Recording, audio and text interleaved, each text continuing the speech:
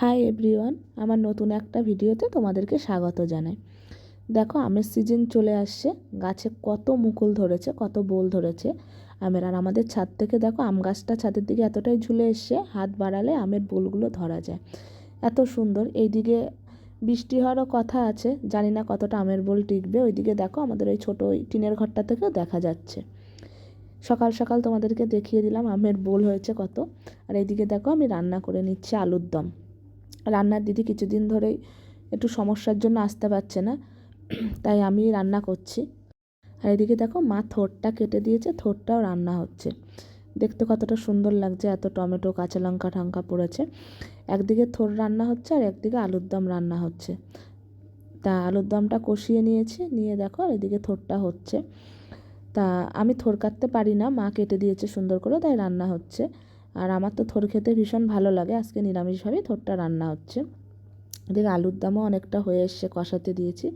এদিকে দেখো, ছোটো ছোটো ট্যাংরা মাছ বাবু বাজার থেকে নিয়ে এসে মা কেটে ধুয়ে পরিষ্কার করেছে, সেটা কিনা লাউ দিয়ে রান্না করবে।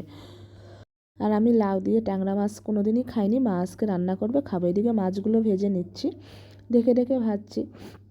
আর এদিকে আলুর দমটাও হয়ে এসছে।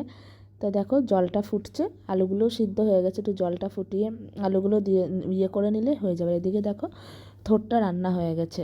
আর থোড় খেতে আমার ভীষণই ভালো লাগে। থোড়টা জলটা একটুখানি ছিল, তার জলটা শুকিয়ে নিলাম। এদিকে আলুর দম রান্নাও কমপ্লিট হয়ে গেছে।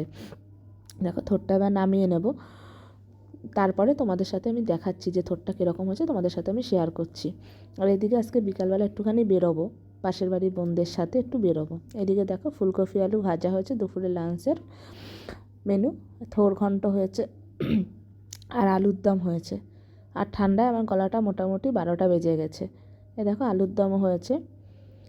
তারপরে দেখো, আমরা দুপুরবেলা ডিনার করে নিলাম, বিকালবেলা একটু রেস্ট নিয়ে এই সন্ধ্যা 6টার দিকে এই যে বেরিয়েছি।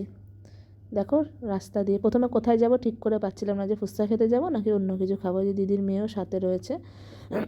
দেখো, মামাম নাচছে আর যে পোজ দিচ্ছে, আর পিছনে এতজন রয়েছে। এই যে আমরা সব বেরিয়ে পড়ছি, রাস্তা দিয়ে হেঁটে হেঁটে যাচ্ছি বিকালে টিফিন করব বলে, টিফিন খাবো বলে। এদিকে বিকালে টিফিন খেতে মোটামুটি আমাদের থেকে প্রায় 20-25 মিনিট দূরে আমরা চলে গেছি বদরে।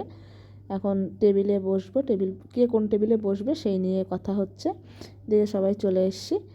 আর এই যে মোটামুটি এই ঘুরে একটা টেবিল খুঁজে পেয়েছি বসার জন্য। দেন দেখো, চা অর্ডার দিয়ে নিয়েছি।